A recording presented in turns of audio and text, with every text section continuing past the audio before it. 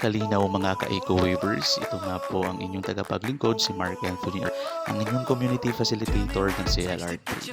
Ngayong umaga, samahan niyo po ako na makita ang bagong opisina na magiging tahanan ho namin ni Sir Gerald sa loob po ng Sabuan o higit pa para po sa mga advokasya na sinusulong ng aming opisina.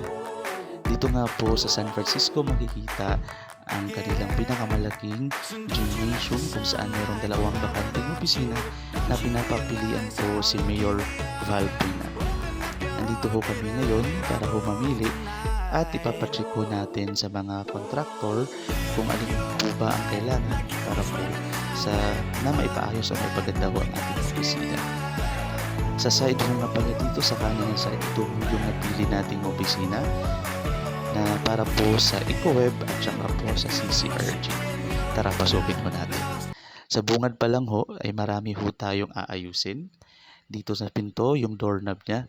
Ang luwag niya ho pala dito ay 8 feet by 16 feet.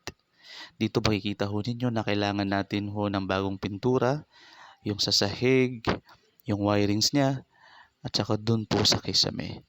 Yung sa mga bintana naman po niya ay kailangan hindi natin ma-repair yung iba. Yun po. At dito po sa may salaming banda, makikita ho din natin dito ho sa likod yung buong view ng gymnasium ho nila. Ito po yung mga nasalanta ng Typhoon Odette at ngayon ay dahan-dahan pong bumabangon. Dito sa labas at makikita ho natin yung buong view po niya.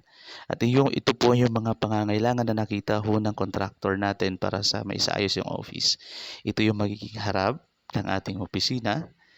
Dito po sa tapat ho ng MDRRMO at saka Negosyo Center. So konting lakad lang ho dito sa may giliran at makikita na ho natin yung munisipyo ho ng San Francisco.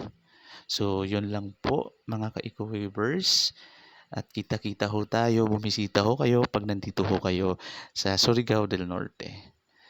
So maraming salamat po. Karadyaw Maradyaw dito sa Surigao.